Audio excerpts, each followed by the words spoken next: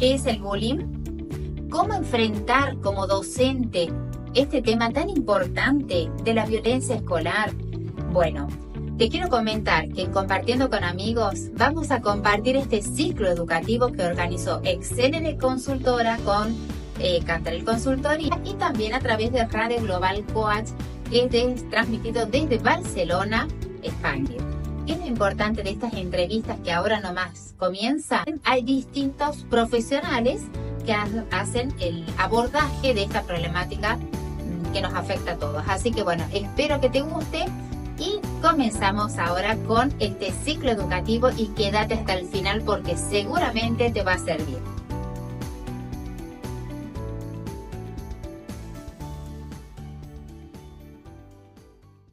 Desde Catamarca, República Argentina, comienza Compartiendo con Amigos, una extensión de Cantarel Consultoría. La cita semanal donde las historias cobran vida y el conocimiento se comparte. Cada semana nos sumergimos en conversaciones fascinantes con profesionales y expertos, explorando una variedad de temas que enriquecen, inspiran y conectan. Compartiendo con Amigos. Prepárate para descubrir, aprender y crecer junto a nosotros. Aquí comienza la aventura del saber. Aquí comienza Compartiendo con Amigos. Hola a todos, ¿cómo están? Bienvenidos a este nuevo encuentro. Hola María Marta. ¿Cómo estás, querida Natalia? Muy buenas tardes, muy buenas noches ya desde Catamarca, República Argentina. Excelere Consultora Educativa desde Buenos Aires y Cantarel Consultoría desde Catamarca. Le dan la bienvenida a las personas que están participando y a las personas que se sumen para que este encuentro lo hagamos entre todos. ¿Cómo estás, Nati? Bien, muy bien y muy contenta de poder continuar con este ciclo de este tema tan importante que es la educación, los vínculos, cómo prevenir los temas de violencia escolar, de bullying, que tanto afectan durante toda la vida de las personas, ¿no? Porque es algo sobre lo que hay que trabajar en la escuela, pero que impacta en toda la sociedad. Así que, bueno, muy contentos de que podamos continuar con estos encuentros. Así es. Bueno, muchas gracias, Nati. Hoy tenemos un invitado muy especial y nos encantaría que puedan acompañarnos a través de sus consultas, comentarios, si se sienten identificados con alguno de los temas que estamos hablando, porque justamente hoy como vamos a tener una experta y en el tema relacionado al arte terapia, ya te voy a dar la palabra, Nati, para que vos la presentes a esta persona tan especial.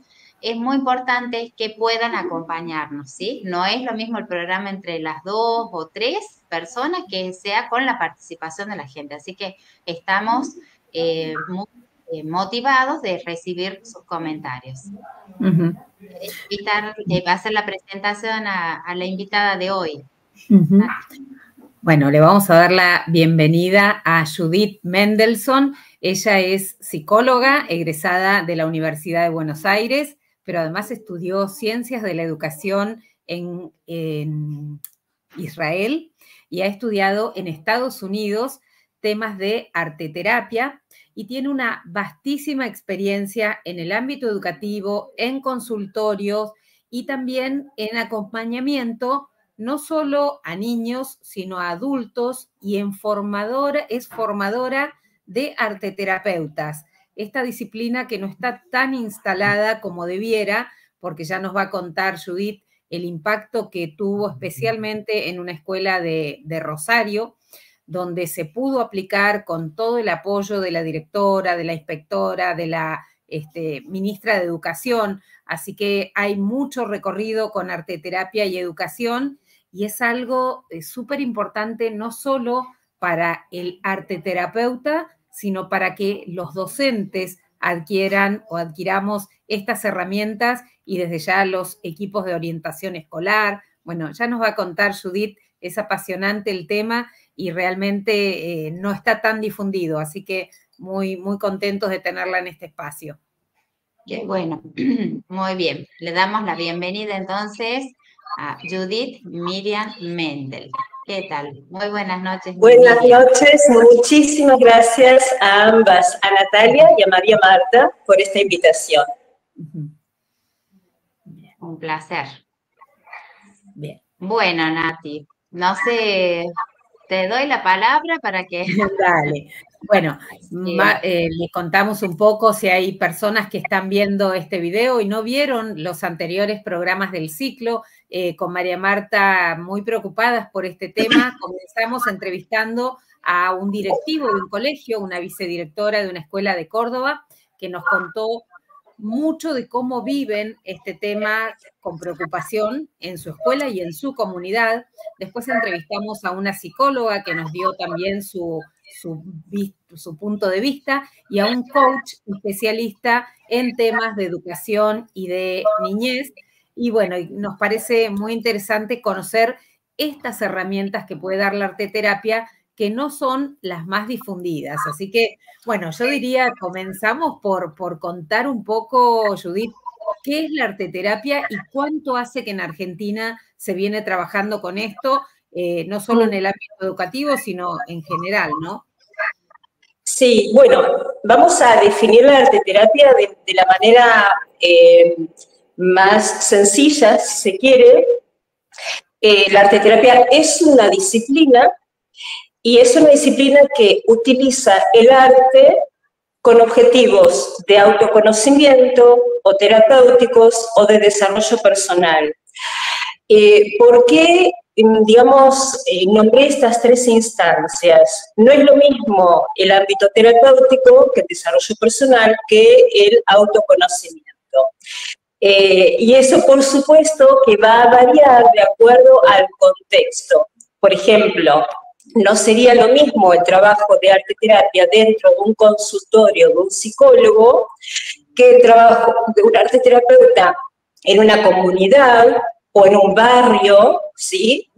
O en una instituciones, digamos, de diferentes índoles. Una de ellas, por supuesto, que puede ser la escuela, el ámbito educativo, o en instituciones de salud.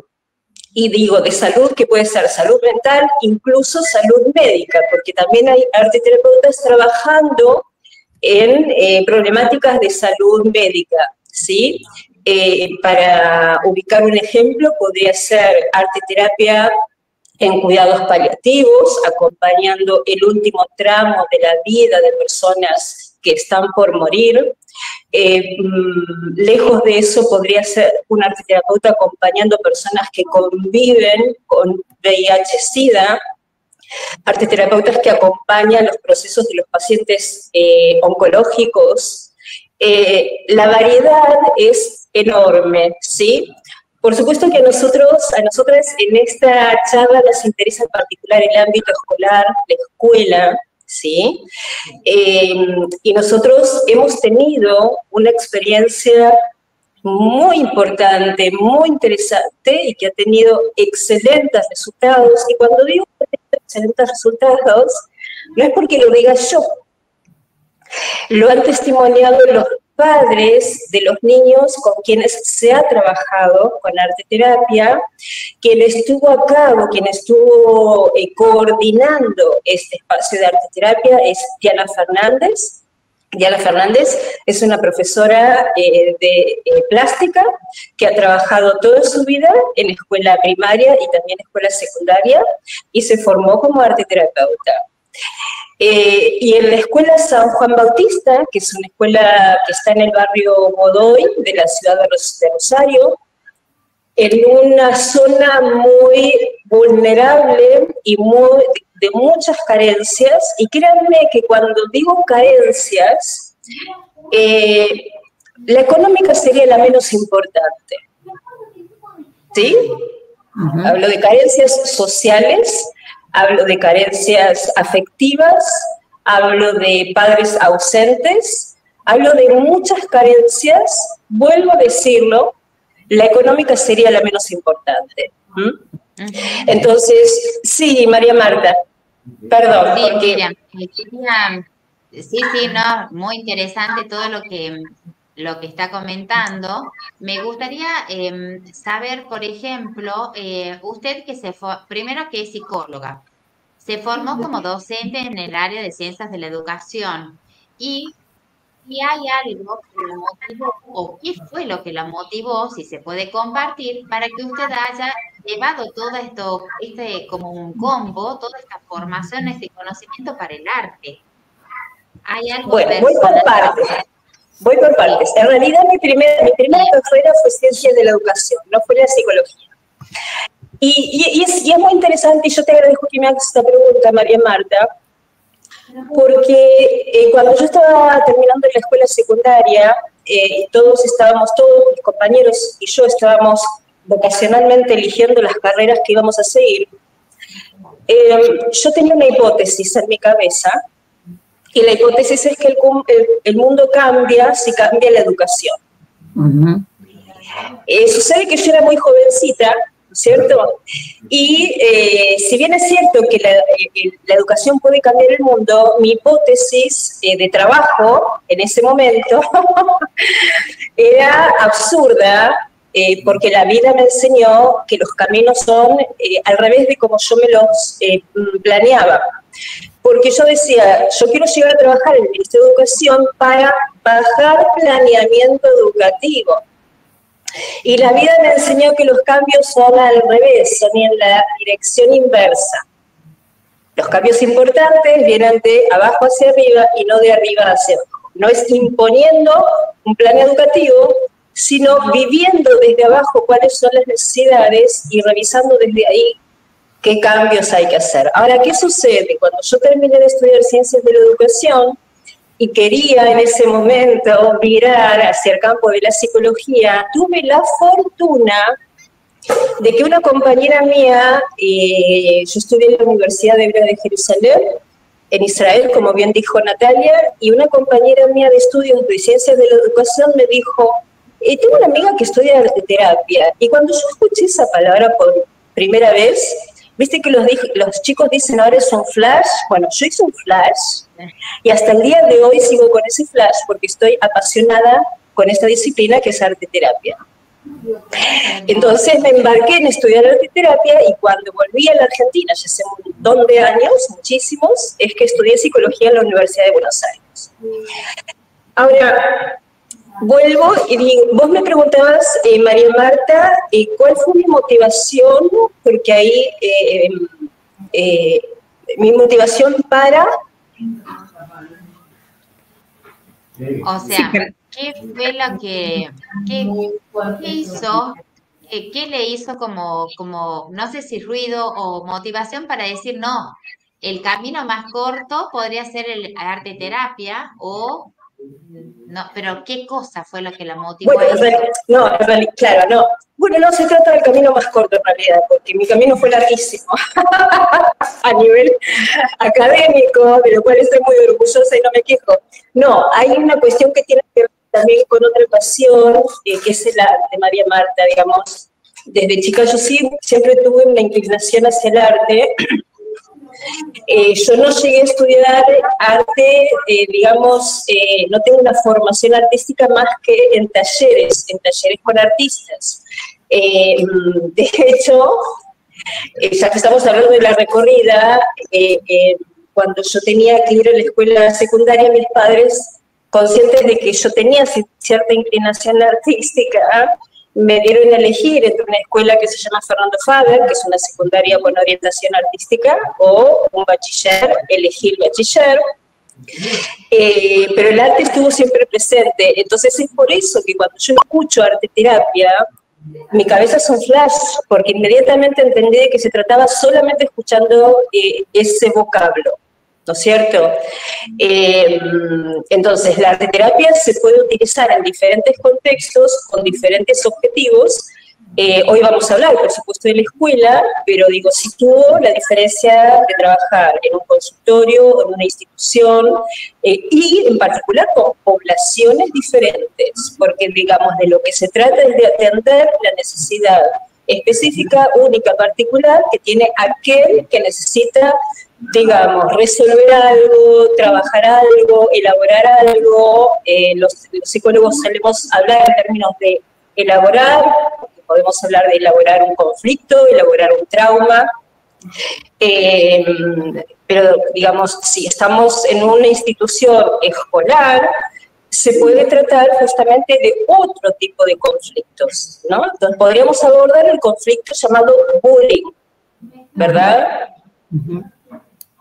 Sí, y contanos, se me ocurría mientras te escuchaba, la arteterapia, más allá de la motivación tuya personal, ¿qué crees vos cuál es el impacto que tiene en un aula o en una escuela? ¿Por qué una directora o una docente se le podría ocurrir, quiero que en mi escuela o en mi aula se ejercite la arteterapia, se planteen herramientas? Eso por un lado. Y por otro lado, tiene que ser un arteterapeuta recibido con una formación que ahora nos contarás cuánto tiempo dura, o también un docente puede tomar algunas herramientas dictadas por un curso de arteterapia y llevarlo al aula. Bueno, voy a tratar de ir por partes, son varias preguntas, si se me olvida de alguna, por favor te pido que me la recuerdes. Sí. ¿Por qué un docente o un director de escuela podría decidir incorporar arteterapia? En una escuela pueden pasar muchas cosas, pero permítanme primero que yo les haga una pregunta a ustedes, si es posible. Claro. ¿Cuál es la función de la escuela? Bueno, yo creo que en principio es educar, pero también formar lazos, ¿no? Formar comunidad y desarrollar el lazo social de las personas. Bien. ¿Y María Marta? Bueno, a ver, ya, yo me quedé con un concepto que de la vicedirectora justamente de la primera entrevista, esa frase como que me sirvió, como que la escuela por un lado salva vidas, ¿sí? Sí. Y por otro lado, ella ese concepto siempre lo dice Romina González, así que por las dudas la cito, y porque para ella significó eso. Y por otro lado, para mí la escuela, no sé si es, pero supongo que sí, un espacio de transformación de la persona. No lo sé. Espero que positivo, supongo. No siempre se logra. Claro. Bien, yo estoy por supuesto de acuerdo con ambas. Y lo que está diciendo María Marta con la palabra transformación me lleva justamente a agregar algo que a mi criterio debiera también incluir el espacio escuela. Ustedes se acordarán muy bien de la famosa frase socrática, conócete a ti mismo. Yo creo que la escuela debiera ser el primer lugar donde una persona se conoce a sí misma. Y conocerse a sí misma, ¿qué quiere decir? Conocer sus habilidades, conocer sus limitaciones, conocer sus gustos, conocer lo que no le gusta, ¿sí? Conocer su propia personalidad. Digamos, sea de paso que la personalidad de los sujetos, de los individuos, se forja desde la tempranísima infancia, desde que somos o hemos sido muy, muy, muy chiquititos. Temprana infancia, época de nivel inicial, jardín de infantes. Y se cierra como un crisol en la adolescencia. De manera que, primaria y secundaria, tenemos el tiempo privilegiado para que la persona se conozca a sí misma. Y también permítanme comentarles que como psicóloga clínica, a mí me sorprende y me preocupa cada vez más algo que observo, y es que los chicos están saliendo de la escuela secundaria y no tienen la menor idea no solamente de qué es lo que quieren hacer con su vida, no tienen la menor idea de qué es lo que les gusta. Yo me acuerdo que cuando yo estaba terminando la escuela secundaria, tanto mis compañeros como yo, todos teníamos claro qué queríamos estudiar. El que iba a ir a arquitectura, el que iba a ir a medicina, el que iba a ir a abogacía, yo que estaba eligiendo educación e irme a estudiar afuera. Pero yo no conocí en mi época, no conocí compañeros míos que no supieran, que no tuvieran claro qué les gustaba. Me sorprende mucho esto que está ocurriendo hoy, que lo veo como un fenómeno. Digo, como algo generalizado, por supuesto que siempre están las excepciones, ¿verdad? Entonces digo, ¿qué está pasando que la escuela no está habilitando este espacio? Conócete a ti mismo. Porque si vos te conocieras a vos mismo, mínimamente sabrías qué es lo que te gusta.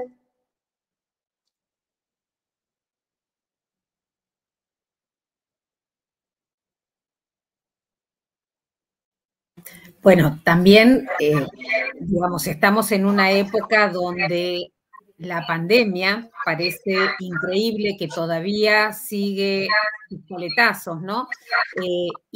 Hoy hablaba con un señor, un trabajador, ¿no? Un operario calificado, él es chapista, y él me decía, después de la pandemia no consigo gente para trabajar en mi taller.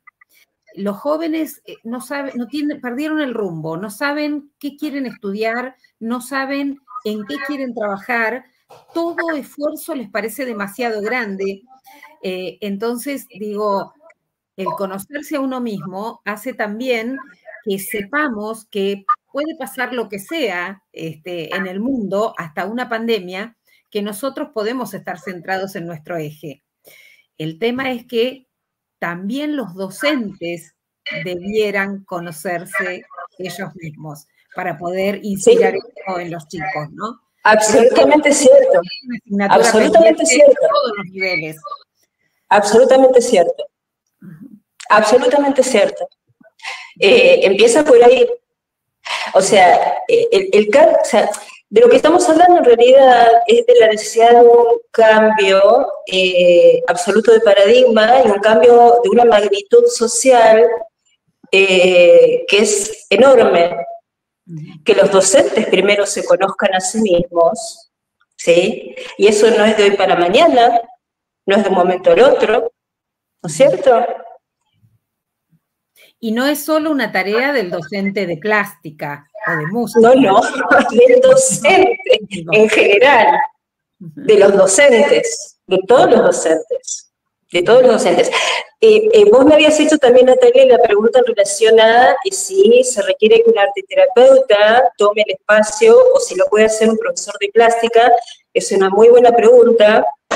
Y la realidad es que se requiere una formación en arteterapia, porque, y aquí también vamos a diferenciar arteterapia de enseñanza del arte, porque si bien hay algo en común, por supuesto que es el arte, los materiales, ciertas técnicas en relación al arte, y en esto, digamos, yo podría hablar,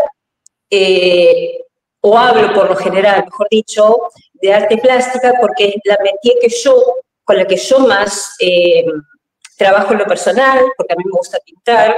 Pero cuando hablamos de arte, hablamos de las artes, hablamos de la danza y el movimiento corporal, hablamos del teatro, hablamos de la literatura, hablamos de la música, ¿sí? Y un arteterapeuta debe formarse en un programa, digamos, que incluya todas esas áreas. Pero lo que digo es que se requiere, digamos, para trabajar como un arteterapeuta en la escuela, tener una formación como tal, porque la función del profesor de arte en la escuela, cuando hay arte en la escuela, porque también convengamos que el arte en la escuela cada vez se le da menos lugar, se lo retira más de la currícula, como si no tuviera importancia, y vaya que la tiene, y mucha. Ahora les voy a dar un ejemplo. Entonces digo, el profesor de arte está preparado para hacer determinadas cosas. ¿Qué cosas? Enseñar técnica artística. Vamos a poner ejemplos. Hoy te voy a enseñar cómo hacer claro y oscuro, cómo sacar luces y cómo sacar sombras. Hoy te voy a enseñar cómo hacer que un dibujo que es plano parezca que tiene volumen y engaña al ojo, y vos vayas a tocarlo porque pensás que ahí hay una piedra, pero no hay ninguna piedra, porque tocas y es lisito, ¿sí? El docente de arte te enseña el uso de los colores, te enseña la diferencia entre trabajar con témpera, con acrílico o con otros materiales, que bueno, ya dentro de la escuela son más que un lujo, pero bueno. El docente de arte te enseña cómo trabajar en volumen, por ejemplo, con plastilina o con arcilla, o cómo trabajar con materiales reciclados, que es toda una beta fantástica. A veces, miren, hace poco yo hice una pequeña encuesta entre docentes y muchos de ellos hablaban de la falta de recursos materiales. A ver, el docente de plástica se puede, no me viene la palabra, puede juntar una cantidad de materiales que son los famosos materiales de reciclaje. Sí. Son cantidades y pasan por nuestras manos, todos los días pasan por nuestras manos. La pregunta es, ¿qué hacemos con esos materiales? Mi primero o mi segundo año de maestra me tocó, no, elegí trabajar en escuela de verano. Yo toda ilusionada, ¿no? Maestra que se estrenaba, escuela de verano, voy a hacer. Y cuando llegué a la escuela no había nada. Nada. Encima no eran 20, eran 40 chicos.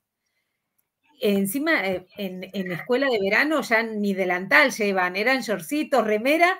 Y yo decía, ¿y ahora qué hago? No había ni tizas. Y bueno, claro. El primer día fue con qué, bueno, ¿qué hay? Diario, cajas de huevos. Empezamos a hacer una lista con los chicos de qué podían traer. Conseguimos cajas grandes, trajeron todo lo que podían y cada día elegíamos un material y se hicieron cosas fabulosas que si hubiésemos tenido materiales no las hubiésemos hecho. Y sobre todo también el trabajo cooperativo, ¿no?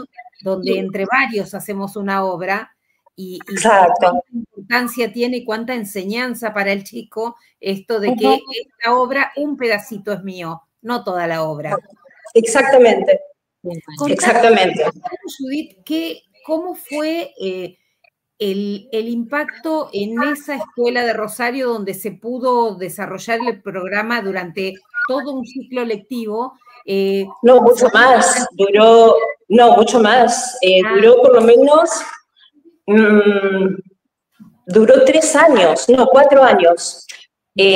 Duró 4 años.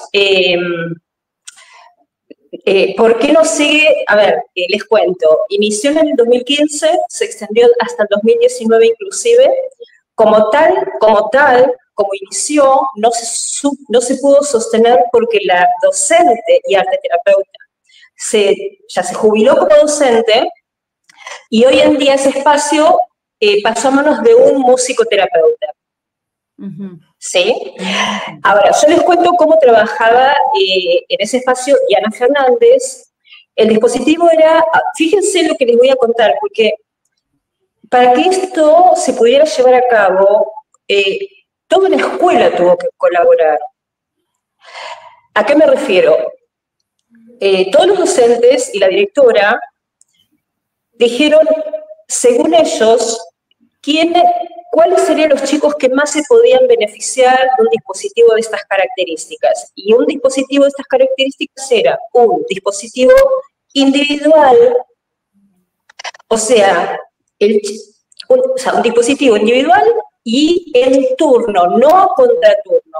O sea, en el espacio, en el horario en el que ese mismo chico que iba al dispositivo individual hubiese tenido que estar en clase. ¿Sí? O sea, que acá hubo una colaboración más que importante, porque si ese chico perdía la clase, obviamente la maestra o otra persona tenía que encargarse de que ese chico recuperara lo que no había visto en esa clase. O sea, que hubo un sistema escuela que estuvo coordinado y abocado a que esto funcionara.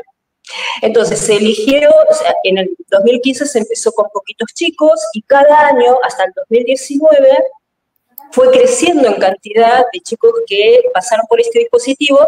Se había empezado solamente en escuela primaria y terminó con primaria y secundaria, porque la San Juan Bautista tiene también la escuela Roselo, que es la escuela secundaria, ¿sí?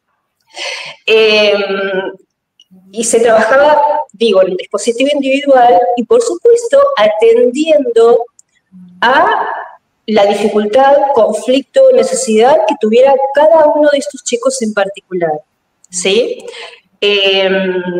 Diana Fernández fue absolutamente prolija y cuidadosa en el trabajo, en todos los sentidos posibles, porque imagínense que además no es algo fácil de lograr, porque Diana operaba al mismo tiempo como profesora de arte dentro de la escuela y por otra parte como arte terapeuta, ¿sí? Cumplía los dos roles, de alguna manera. De alguna manera no, cumplía ambos roles, lo cual no es fácil. Estar en una institución y tener estos dos roles diferentes. Y que los chicos, además, no confundieran un espacio con el otro. Entonces, en ese caso se eligió un trabajo individual, pero se puede también trabajar en forma grupal con el grado entero, arte terapia. Sí. De hecho, en Israel, donde yo estudié, se estila mucho trabajar con el grado entero. Lo que pasa es que, vuelvo a decir, siempre es teniendo en cuenta cuáles son las necesidades, o sea, empezamos por los objetivos, ¿no? Igual que en planeamiento educativo. ¿Cuáles son mis objetivos? Esos objetivos que son de largo plazo, de mediano plazo, de corto plazo, ¿son para un año, son para un mes, son para una semana, es para un día? ¿Cuáles son mis objetivos? Entonces, en función de los objetivos, con determinada población, con estos chicos en particular, bueno, la necesidad era atender a cada uno, digamos, porque eran chicos con problemáticas muy densas, muy profundas, que ameritaba y necesitaba, realmente requería la atención individual. Cuando trabajamos en formato de grupo, yo diría que trabajamos más a nivel preventivo, ¿no? Y acá quiero decir algo también, porque la palabra preventivo me recuerda decir que si en la escuela se trabajara diferente, los psicólogos atenderíamos menos emergencias, seríamos menos bomberos, atenderíamos menos emergencias en la vida adulta, me refiero. ¿Sí? Si en la escuela se trabajara diferente, como les planteaba antes, al estilo conócete a ti mismo, ¿sí? Habría menos adultos requiriendo ir al psicólogo. Menos adultos conflictuados. Yo le sumaría si en los planes educativos se sumaran a los psicólogos, yo creo que también serían diferentes los resultados, porque en general puede ser que estén incluidos los psicólogos a nivel de macrogestión, mesogestión y no sé cuánto, pero ya a nivel de microgestión no sé cuánto hay de participación, ¿no? O sea, cuando me refiero a microgestión, me refiero ya a nivel de la sociedad global. Yo por ahí veo, por ejemplo, muchas enfermedades que los médicos poco derivan, por lo menos acá en Argentina, creo que en Latinoamérica en general, no está como muy incluido el psicólogo en el equipo de trabajo. En Estados Unidos me acuerdo, Nati, de una compañera que le decían doctora, cuando ella hablaba, la presentaban como la doctora, yo digo, bueno, o es doctora en algo o es médica. Y cuando la conocí, me dice, no, María, lo que pasa es que acá, en Estados Unidos, a los psicólogos nos dicen doctores como cualquier profesional de la salud. Así que digo, qué bueno sería tener esa mirada como más de incluir al psicólogo dentro de un plan estratégico, educativo. Sí. De alguna manera en la Argentina está como muy instalado, lamentablemente, el trabajo del psicólogo como el que hace clínica, el que atiende el consultorio. Pero el mapa, digamos, de la posibilidad de ejercicio profesional de psicólogo es muchísimo más amplia, muchísimo más amplia. Y la enorme mayoría de los psicólogos, me incluyo, nos dedicamos a la clínica. Sí. Bueno, ¿les parece que compartamos algunos mensajitos? Acá hay unos comentarios que están interesantes. No sé, Nati, si vos querés leerlos. Dale, acá dice, la arteterapia es ideal en el jardín de infantes por el hecho de que los niños no expresan abiertamente sus emociones y a través del dibujo se puede identificar cómo se sienten. Yo le sumaría que muchos adultos tampoco expresamos a veces abiertamente las emociones, ¿no? Como que es cierto que el niño no tiene el lenguaje desarrollado, pero cuando tenés el lenguaje desarrollado, hay algo también que a veces te impide expresar las emociones. Bien, o sea, entendamos una cuestión. Las palabras no alcanzan. O sea, las palabras no alcanzan. Y eso tiene una explicación, que es una explicación de tipo evolutiva. Digamos, el lenguaje no está en nuestro organismo. El lenguaje, primero que nada, que el lenguaje es una conquista de la civilización humana, ¿de acuerdo? Nuestros antepasados de las cavernas no hablaban, hubo que inventar el lenguaje. Y, digamos, si miramos la historia de la evolución humana en su totalidad, empezamos a hablar hace muy poquito tiempo, ¿ok? Y para que pudiéramos hablar, tuvieron que pasar un montón de circunstancias importantísimas. Una de ellas fue un cambio, una mutación que tuvimos a nivel de lo que llamamos el aparato fonador, digamos, una mutación de genética. Hubo montones de factores, pero lo que digo, el habla, el lenguaje no está en nuestro organismo. Venimos a un mundo y somos insertados en el lenguaje. Sí tenemos suerte, porque hay padres, hemos visto, lo hemos sabido, que hay padres que dicen, ¿por qué le voy a hablar si no me habla? Pues le voy a hablar cuando me hable, ¿no es cierto? A ese bebé, a ese niñito. Entonces, ¿cuál es la consecuencia? Que ese niñito no habla ni hablará, a menos que se ponga en marcha el sistema, el lenguaje, porque es como juntar el fósforo con la pólvora. Si vos no lo rozás, no se enciende, ¿no es cierto? Es de esa manera. Ahora, el lenguaje, además de que por cuestiones evolutivas aparece tardíamente, es un sistema muy acotado, finito, chiquito. ¿Qué quiere decir con esto? A las personas nos pasan infinidad de cosas, y esa infinidad de cosas me refiero a que tienen matices, gradientes diferentes, ¿sí? Para lo cual no hay nombre. Todo lo que nos pasa no tiene palabras. ¿Alguna vez les pasó que queriendo explicar, contar a una amiga, a un marido, a un hijo, a quien sea, algo que les pasaba, que sentían o incluso que pensaban, no encontraran las palabras? Sí. Bueno, eso le pasa al 99,99% de la población porque es un fenómeno estrictamente humano. No hay palabras para todo.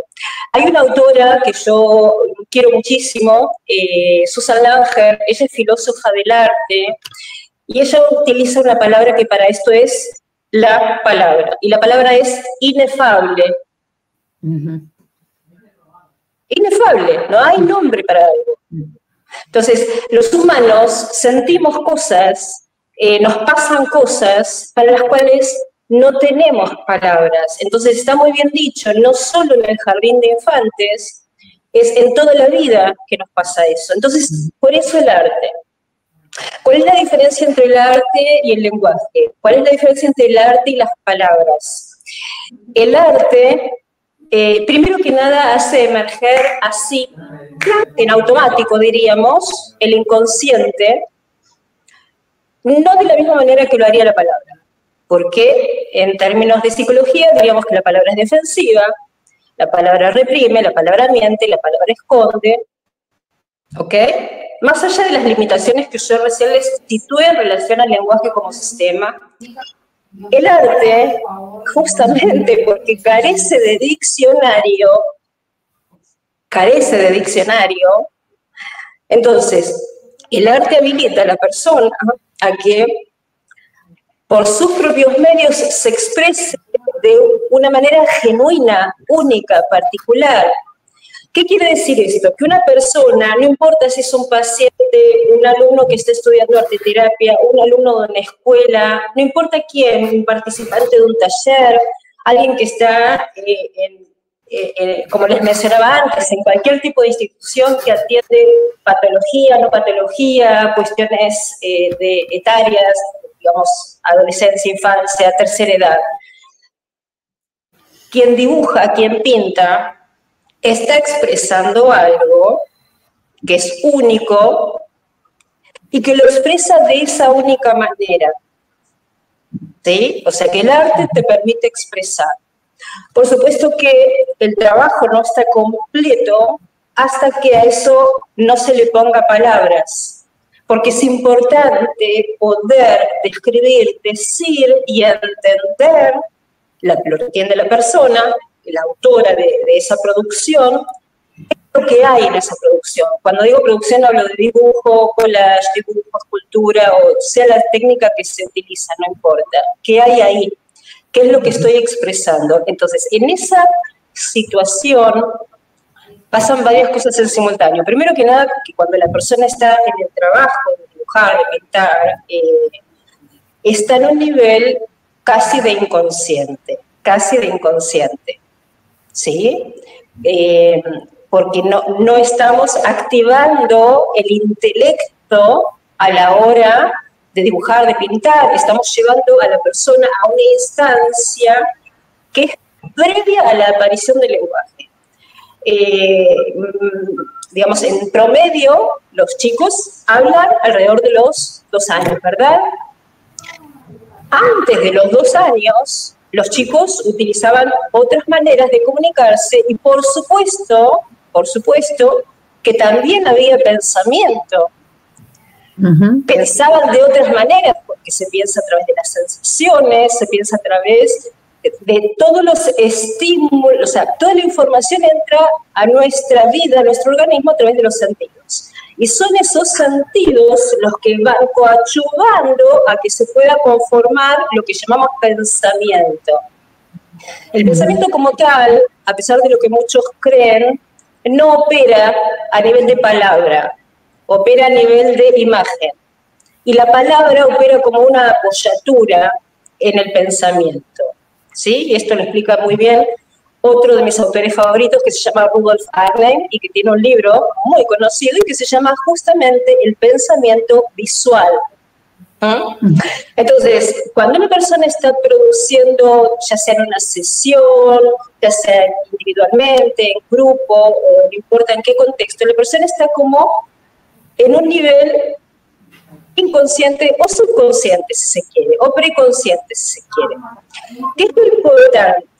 Que después de haber realizado esa producción, la persona tenga necesariamente la ocasión de poner palabra a aquello que hay en la producción. ¿Por qué? Poner palabra es lo que la va a habilitar a llevar a la conciencia aquello que emergió desde el inconsciente. Porque vuelvo a decir, el arte tiene la particularidad de hacer emerger prácticamente en automático lo que es del orden de lo inconsciente. ¿Sí? Y esto ocurre ya sea estemos trabajando con chicos, con chicos, niños, adolescentes, adultos, personas mayores, el fenómeno es exactamente el mismo. ¿Sí? En el caso de la arteterapia con el tema que compete este ciclo, que es de la violencia y del bullying, ¿el arteterapeuta va a dar una consigna específica para que aflore algo de esa conflictiva o simplemente haciendo aflorar los sentimientos y estas cosas que no podemos expresar con palabras, después en el momento de ponerle palabras y de interpretar, hace que caigan en la cuenta? O sea, ¿cómo opera? Porque entiendo que sí, la arteterapia es una herramienta poderosa para este tema, pero ¿cómo es que se lleva adelante? Natalia, me hace gracia porque me haces acordar que muchos de nuestros alumnos en la formación nos piden consignas, quieren consignas, ¿no es cierto? Y yo lo que les digo es, miren, la consigna se fabrica en el momento ante quien estás trabajando, es ad hoc. O sea, la mejor consigna que vos puedas dar, a veces te la está proponiendo sin saberlo la persona con la que estás trabajando. Sin saberlo, a veces te lo propone la persona con la que estás trabajando. Vos lo que haces es darle una forma, darle una estructura, ¿sí? Pero por supuesto que hay lo que yo llamo también las consignas de valijita. ¿Por qué digo consignas de valijita? Yo con mis estudiantes uso determinadas consignas que ya sé cómo funcionan, qué es lo más probable que pase, las trabajo hace muchos años, son consignas que gustan mucho. Y digo más, que esto también hay que saberlo, movilizan mucho. Porque el arte moviliza. Por eso, y vuelvo a decir, Nati, tiene que ser un arteterapeuta formado, porque hay que también estar formado para poder contener lo que ahí aparece.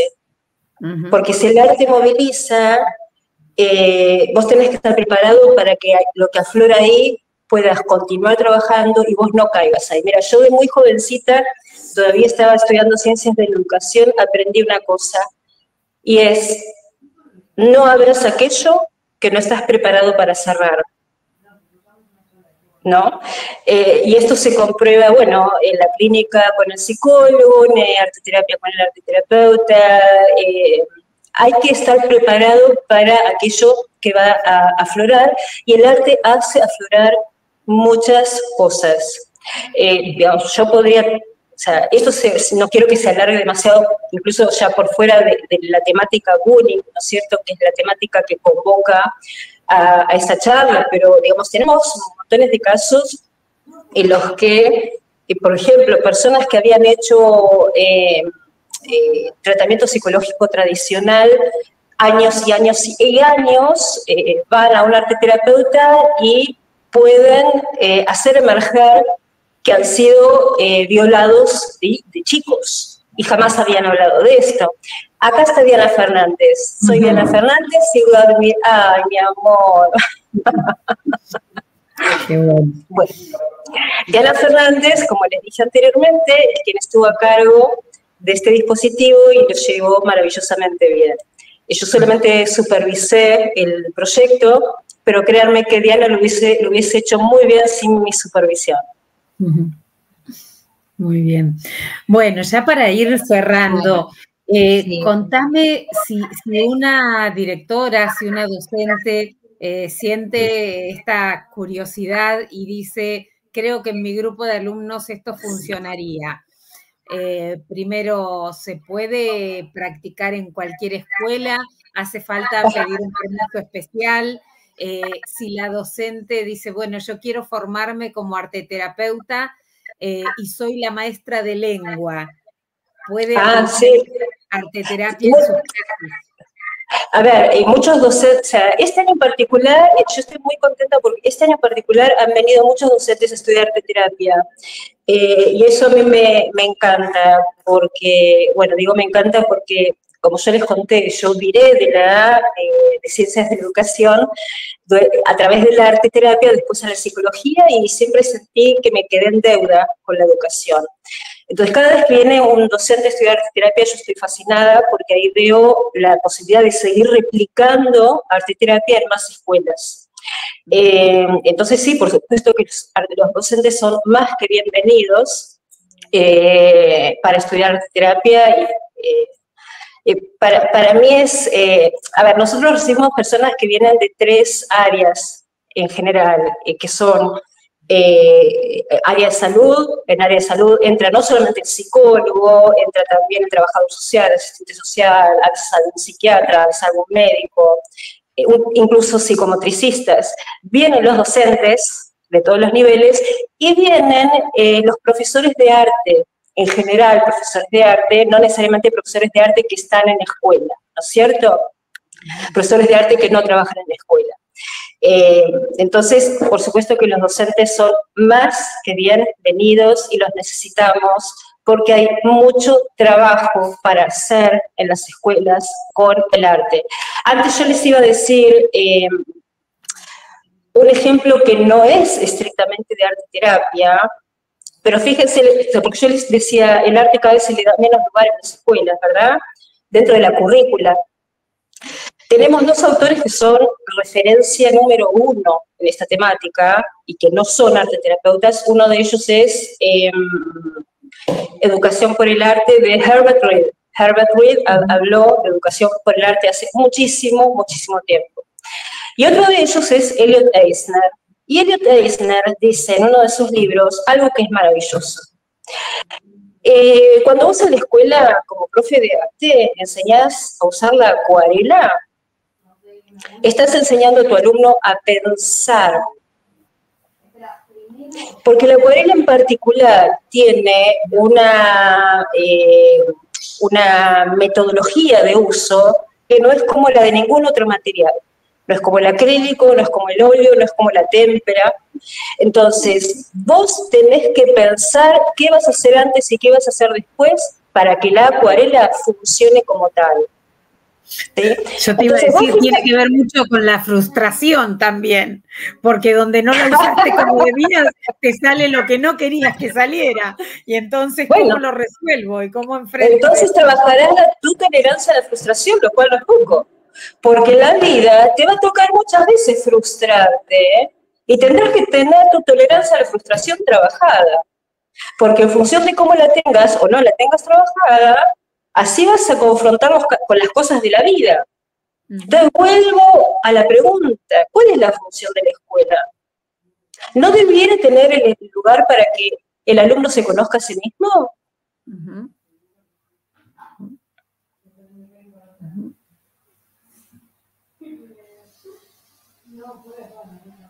Buenísimo. Judith, Miriam, me encantó. Me quedo con muchísimas preguntas. La verdad que me encantaría poder saber un poco más. Me encantaría realmente poder entender muchas cosas. ¿La gente puede hacer arte terapia de manera virtual? ¿Se puede comunicar a esta dirección que estamos compartiendo? ¿Sí? Sí. Sí, ¿se puede hacer si nos está escuchando desde otros países? Sí, de hecho lo hacemos. Miren, la pandemia cambió muchas cosas y una de ellas es la demanda de lo virtual. Y hacemos también arteterapia de modo virtual, créanse o no. Yo creía que no se podía. Yo tengo una de las docentes que trabaja en mi institución, que da justamente psicodrama, dice, cada vez que empieza, después de la pandemia, ¿no? Cada vez que empieza el ciclo lectivo, dice, yo jamás hubiese dado clases a través de una pantalla. Y en la pandemia me encontraba dando clases a través de la pantalla, de psicodrama, que implica poner el cuerpo, hacer escenas. Y se hace. Y se hace. Sí. Bueno, ahora sí ya nos tenemos que despedir. Además, hoy es cena de Año Nuevo para muchas familias, así que les vamos a dar el tiempo para que puedan celebrar en familia. Gracias por tu tiempo, Judith. Invitamos a la gente a que visite el sitio de centroarteterapia.com y en Instagram arteterapia.centrart para recibir más información, para ver los videos, los reels. Hay incluso un ebook que se pueden descargar en forma gratuita, aquellos que quieran empezar a conocer un poco más de arteterapia, y en el canal de YouTube también pueden seguir a Judith para recibir esta información, ¿no? Y bueno, ojalá en otro momento podamos hacer algo un poco más extenso, que no sea entrevista, sino que sea algo de formación. Será un placer, por supuesto. Será un placer. Muchísimas gracias por el espacio. Un abrazo a las dos. Muchísimas gracias. Gracias, Nati. Gracias por acompañarnos en Compartiendo con Amigos. Esperamos que las historias y lecciones de hoy te hayan inspirado y aportado en tu vida. No olvides suscribirte a nuestro canal y activar la campanita para más diálogos enriquecedores y encuentros que iluminan. Hasta entonces, seguí compartiendo y seguí creciendo. Hasta la próxima.